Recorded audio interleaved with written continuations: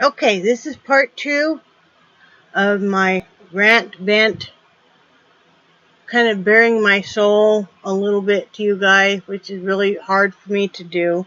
But my granddaughter had called, and so, of course, I'm going to stop everything to take that call. When your little 12-year-old granddaughter calls you from while she's walking home from junior high, you stop everything to talk to her, and with pleasure. And so I did stop everything and talk to her. In fact, I had to just let her go because I knew she had homework to do, and I want to make sure that she, you know, does what her parents want. So, which she should do her homework right away. So anyway, I had to rewatch the very end of this last video, part 1, to see where I left off.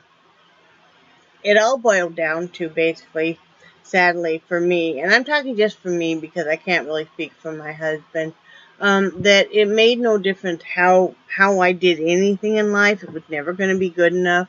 I would never be, I lost all the weight. That wasn't good enough. I got numerous degrees, you know, and stuff. That wasn't good enough. However accomplished I became at anything, just not good enough, just not really, it was always been treated like I'm a nothing. And, sadly, yes, other family members have fallen in and believing what they say. And you get to a point where you feel like nobody wants to listen to you, that these people have worked so hard on making you look so horrible that nobody stops to go, wait, maybe I should ask that person what their feelings are on it, or what they went through, or anything. That I remember a little girl who was very very kind and eager to please, and stuff, even though she was shy and stuff. So maybe I should ask her.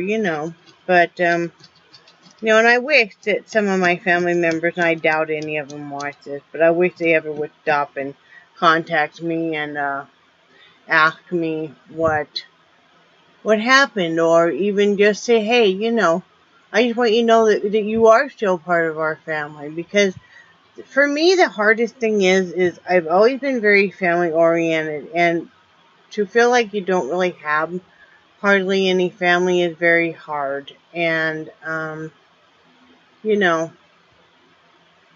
and it's just life, and there's a lot of people that don't have any family and stuff. But getting my head centered around not feeling like I've done something wrong, because I've grown up with that you should be in the corner and not really speak unless spoken to, or that you will need to clean something, babysit someone, or do something,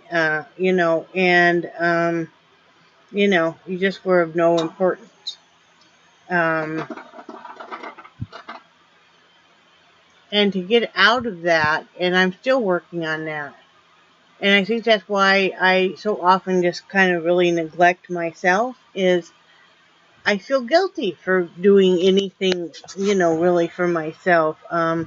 Take today, I finally ordered a subscription box for myself. Now, I've ordered over the past years and stuff different subscription boxes for my husband, but I've never ordered one really for me, not in 20 some years.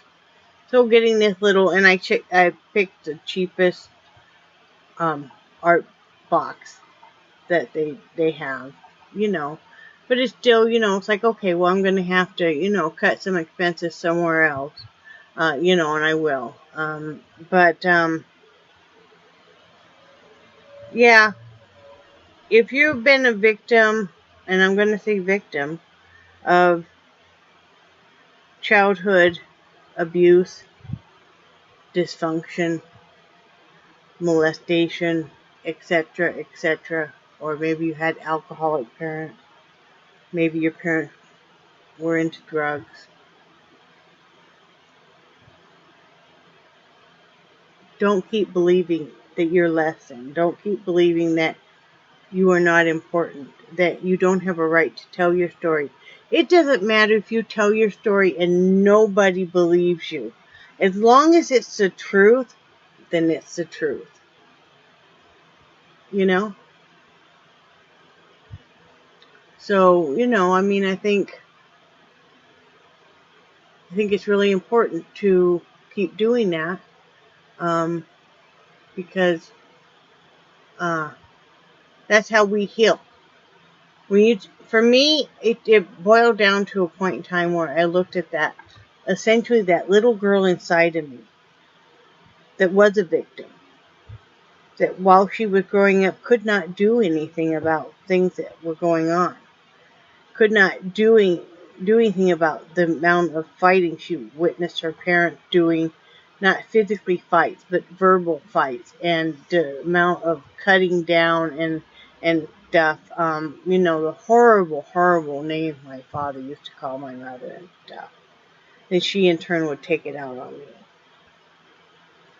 And I mean, and they would involve us kids and stuff. And I'm not saying these people there's no good to them. Deep in my heart, sadly, I still love.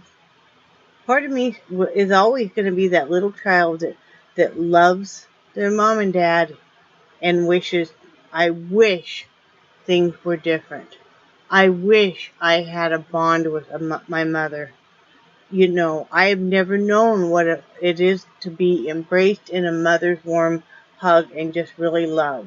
The closest thing I can come to that is when my grandmother would hold me. Thank goodness for that lady.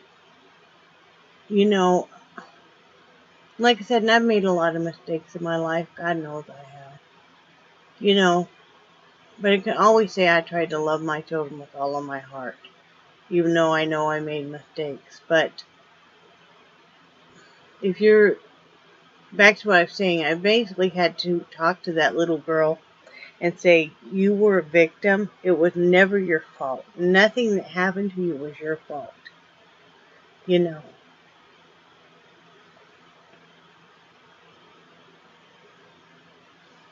Sorry, sometimes those flashbacks of some of the abuse.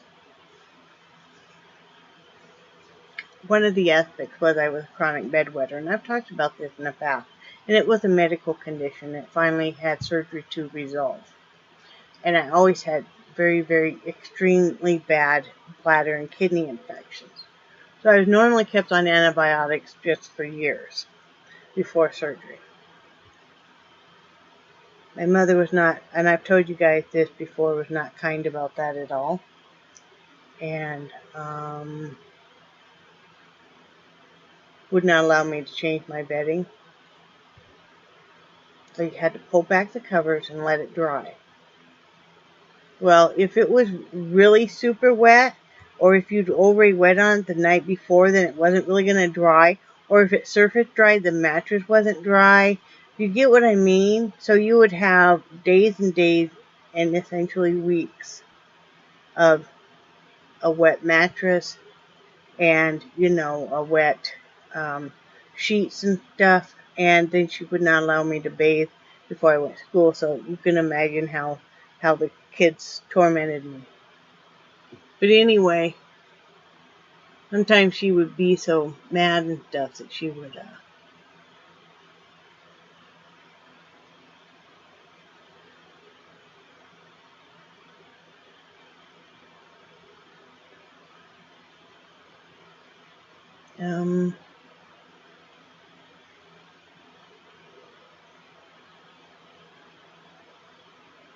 let's just say I won't ever forget the smell of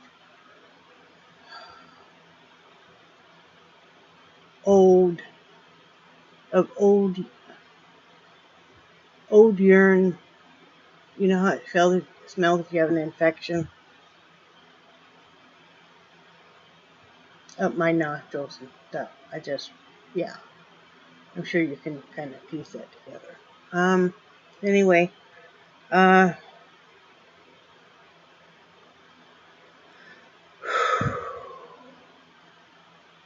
that's why one of my daughters had the same condition. It's a genetic condition with the kidneys and stuff. I always made sure when she wet the bed that I got her up straight away. I had her go get in the shower, and I always stripped her bed. I always kept the mattress cover on it that it could be wiped down. So I'd wipe it down with Lysol and stuff, and I'd remake her bed while she was in the shower. You know,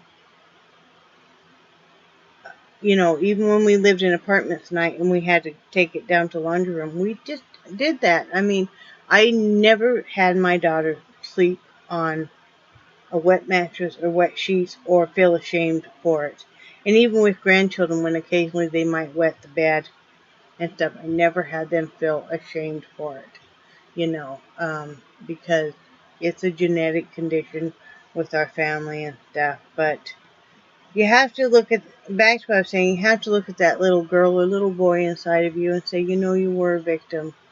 And I'm sorry that happened to you. There was nothing you could do about it. And then tell yourself, but I'm an adult now and I can do something about how dysfunctional this family is treating me. Like I said, I will always love my parents. My brother, no, I don't. Yeah, it's just, but I will always mourn not having the happy parental relationship that I long to have. I watch all other mothers and daughters and stuff, and it's like, especially when so many of my friends around, are having their parents pass away and stuff, and it's like, you know. But anyway, that's part of my story. I'm